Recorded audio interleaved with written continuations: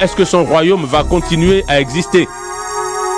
Si Satan me donne le pouvoir de chasser des esprits mauvais, alors qui donne à vos amis le pouvoir de chasser ces esprits?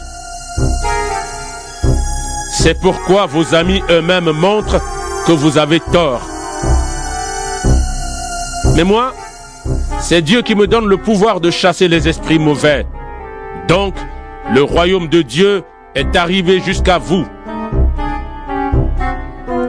Quand un homme fort et bien armé garde sa maison, ses richesses sont en sécurité.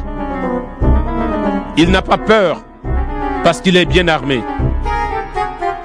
Mais quand un homme plus fort que lui arrive, le plus fort est vainqueur. Il prend même les armes de l'homme fort et il distribue tout ce qu'il a pris. Celui qui n'est pas avec moi est contre moi. Celui qui ne m'aide pas à rassembler le troupeau, il le fait partir de tous les côtés. Quand un esprit mauvais est sorti d'une personne où il habitait, il va et vient dans des endroits secs. Il cherche un lieu pour se reposer, mais il n'en trouve pas. Alors il se dit, je vais retourner dans la maison que j'ai quittée. Il y retourne. Il voit que la maison est balayée et bien en ordre. Il va donc chercher 7 autres esprits encore plus mauvais que lui. Ils entrent et ils s'installent dans la maison. Après cela, la personne est dans un état encore plus grave qu'au début. Quand Jésus a dit cela, une femme dans la foule lui dit d'une voix forte: Elle est heureuse, la femme qui t'a porté dans son ventre et qui t'a nourri de son lait. Et Jésus répond: Dis plutôt, ils sont heureux ceux qui écoutent la parole de Dieu et qui lui obéissent. Des foules très nombreuses viennent autour de Jésus. Alors il se met à leur dire: Les gens d'aujourd'hui sont mauvais. Ils demandent un miracle, mais les gens verront un seul miracle. Ce qui est arrivé au prophète Jonas. En effet, Jonas a été un signe pour les habitants de Ninive. De la même façon, le Fils de l'homme sera un signe pour les gens d'aujourd'hui. Les habitants de Ninive ont changé leur vie quand ils ont entendu Jonas. Et il y a ici quelqu'un de plus important que Jonas. C'est pourquoi, quand Dieu jugera les gens, les habitants de Ninive se lèveront en face des gens d'aujourd'hui et ils les accuseront. La reine du pays du Sud est venue du bout du monde pour entendre les paroles pleines de sagesse de Salomon. Et il y a ici quelqu'un de plus important que Salomon. C'est pourquoi, le jour du jugement, la reine du pays du Sud se lèvera en face des gens d'aujourd'hui et elle les accusera. Quand on allume une lampe, ce n'est pas pour la cacher ou pour la couvrir avec un seau. Au contraire, on la met bien en haut et ceux qui entrent dans la maison voient la lumière. Les yeux sont la lampe de ton corps. Quand tes yeux ne sont pas malades, ton corps tout entier est dans la lumière. Mais quand tes yeux sont malades, ton corps est dans la nuit. Donc, fais attention. Ta lumière ne doit pas être sombre comme la nuit.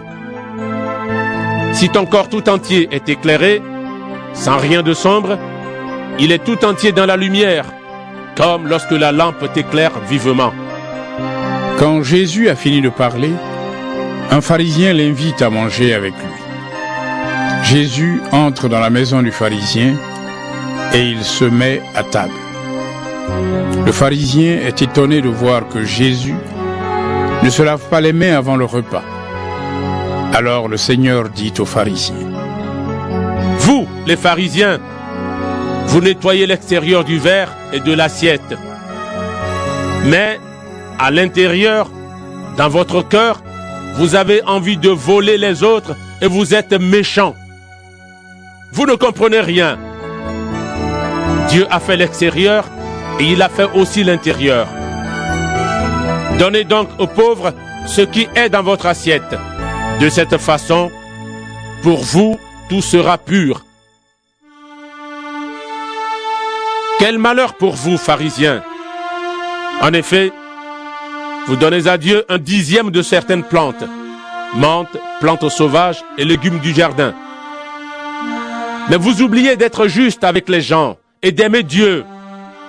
Pourtant, c'est cela qu'il fallait faire, sans oublier le reste. Quel malheur pour vous, pharisiens! Vous aimez être assis au premier rang dans les maisons de prière et vous aimez qu'on vous salue sur les places de la ville. Quel malheur pour vous! Vous êtes comme des tombes qu'on ne voit pas et les gens marchent dessus sans le savoir. Un des maîtres de la loi dit à Jésus: Maître, en disant cela, tu nous insultes, nous aussi. Jésus lui répond: Quel malheur pour vous aussi, maître de la loi! En effet, vous demandez aux gens de porter des choses très lourdes. Et vous n'y touchez pas, même avec un seul doigt. Quel malheur pour vous! Vous construisez des tombes pour les prophètes. Et ce sont vos ancêtres qui les ont tués. De cette façon, vous montrez que vous êtes d'accord avec ce que vos ancêtres ont fait. Eux, ils ont tué les prophètes. Et vous construisez les tombes des prophètes. C'est pourquoi Dieu a dit avec sagesse: Je vais leur envoyer des prophètes et des apôtres. Ils vont en tuer quelques-uns et faire souffrir d'autres. Depuis la création du monde, on a tué beaucoup de prophètes et ce sont les gens d'aujourd'hui que Dieu va punir. D'abord, on a tué Abel et à la fin, on a tué Zacharie dans la cour du temple, entre l'autel et le lieu très saint. Oui, je vous le dis, Dieu va punir les gens d'aujourd'hui pour tout cela. Quel malheur pour vous, maître de la loi! Vous avez fermé la route qui conduit vers Dieu. Vous-même, vous n'avez pas pris cette route. Et ceux qui veulent la prendre, vous les empêchez de passer. Quand Jésus sort de la maison, les maîtres de la loi et les pharisiens sont très en colère contre lui. Ils se mettent à lui poser beaucoup de questions. En effet, ils veulent lui tendre des pièges et prendre une de ses paroles pour la... Chapitre 12. Pendant ce temps, des milliers de gens sont venus autour de Jésus. Ils se marchent sur les pieds, parce que la foule est très nombreuse. Jésus commence par dire à ses disciples: Faites attention au levain des pharisiens. Ne soyez pas des gens faux. Tout ce qui est caché, on pourra le découvrir. Tout ce qui est secret, on pourra le connaître. C'est pourquoi ce que vous dites pendant la nuit, les gens l'entendront en plein jour. Ce que vous dites dans le creux de l'oreille, dans la chambre, les gens le crieront sur les places.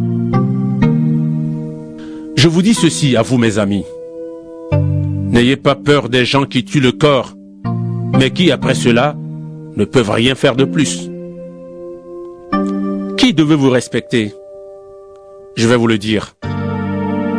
Celui que vous devez respecter avec confiance, c'est Dieu. Lui, il a le pouvoir de vous jeter dans le lieu de souffrance après votre mort. Oui, je vous le dis, c'est lui que vous devez respecter avec confiance. Est-ce qu'on ne vend pas 5 petits oiseaux pour presque rien? Pourtant, Dieu s'occupe de chacun d'eux. Il connaît même le nombre de vos cheveux. N'ayez pas peur. Pour Dieu, vous êtes plus important que beaucoup de petits oiseaux. Je vous dis encore ceci. Si quelqu'un dit devant tout le monde: J'appartiens à Jésus, alors le Fils de l'homme dira devant les anges de Dieu: Cette personne m'appartient. Mais si quelqu'un dit devant tout le monde: Je n'appartiens pas à Jésus, alors le Fils de l'homme dira devant les anges de Dieu: Cette personne ne m'appartient pas. Si quelqu'un parle contre le Fils de l'homme, cette personne recevra le pardon. Mais si elle insulte l'Esprit Saint, elle ne recevra pas le pardon. Quand on vous amènera pour vous juger dans les maisons de prière, ou devant les chefs ou les autorités, ne soyez pas inquiets en vous demandant comment nous défendre, qu'est-ce que nous allons dire. En effet, à ce moment-là, l'Esprit Saint vous enseignera ce qu'il faut dire. Quelqu'un dans la foule dit à Jésus: Maître, commande à mon frère de partager notre héritage avec moi. Jésus lui répond: Je ne suis pas là pour juger vos affaires, ni pour partager vos richesses. Ensuite Jésus dit à tout le monde: Attention, ne cherchez pas à avoir toujours plus de choses. En effet, la vie de quelqu'un ne dépend pas de ce qu'il possède, même s'il est très riche. Alors, Jésus leur raconte une histoire. Un homme riche a des terres qui produisent une bonne récolte. Il se demande: qu'est-ce que je vais faire? Je n'ai pas assez de place pour mettre ma récolte. Alors il se dit: voilà ce que je vais faire. Je vais démolir mes greniers et en construire de plus grands. J'y mettrai toute ma récolte et mes richesses. Ensuite, je me dirai à moi-même: mon ami, tu as là beaucoup de richesses pour de nombreuses années. Repose-toi, mange, bois, amuse-toi. Mais Dieu lui dit: tu es fou. Cette nuit, je vais te reprendre ta vie. Et tout ce que tu as mis dans tes greniers, qui va l'avoir? Jésus ajoute: Voilà ce qui arrive à celui qui cherche des richesses pour lui-même, mais qui n'est pas riche pour Dieu. Jésus dit à ses disciples: C'est pourquoi je vous dis, ne vous faites pas de soucis pour votre vie ni pour votre corps. Ne vous demandez pas: qu'est-ce que nous allons manger? Avec quoi est-ce que nous allons nous habiller? Oui, votre vie est plus importante que la nourriture, et votre corps est plus important que les vêtements. Regardez les oiseaux. Ils ne sèment pas, ils ne récoltent pas, ils n'ont pas de réserve ni de grenier, mais Dieu les nourrit. Et vous valez beaucoup plus que les oiseaux. Ce n'est pas en vous faisant du souci que vous pouvez ajouter un seul jour à votre vie. Si vous n'arrivez même pas à cela, pourquoi alors vous faire du souci pour les autres choses? Observez les fleurs des champs. Regardez comment elles poussent. Elles ne filent pas et elles ne tissent pas. Pourtant, je vous le dis, même Salomon, avec toute sa richesse, n'a jamais eu de vêtements aussi beaux qu'une seule de ses fleurs. L'herbe est aujourd'hui dans les champs et demain, on la jettera au feu. Et pourtant, Dieu l'habille de vêtements magnifiques. Vous qui n'avez pas beaucoup de foi, vous pouvez être sûr d'une chose. Dieu en fera au moins autant pour vous. Et vous, ne cherchez pas ce que vous allez manger ou ce que vous allez boire. Ne soyez pas inquiets. En effet, les gens qui ne connaissent pas Dieu cherchent tout cela sans arrêt. Vous avez besoin de ces choses et Dieu votre Père le sait bien. Cherchez plutôt son royaume et il vous donnera tout le reste en plus. N'aie pas peur, petit troupeau. Votre Père a choisi de vous donner le royaume. Vendez ce que vous avez et donnez l'argent aux pauvres. Faites-vous des porte-monnaies qui ne s'usent pas. Mettez vos richesses près de Dieu. Là, elles ne s'abîmeront pas. Les voleurs ne peuvent pas les prendre et les insectes ne peuvent pas les détruire. Oui, là où vous mettez vos richesses, c'est là aussi que vous mettrez votre cœur. Restez en vêtements de travail et gardez vos lampes allumées. Soyez comme des gens qui attendent leur maître au retour d'un mariage. Et quand il arrivera et frappera, les serviteurs lui ouvriront la porte.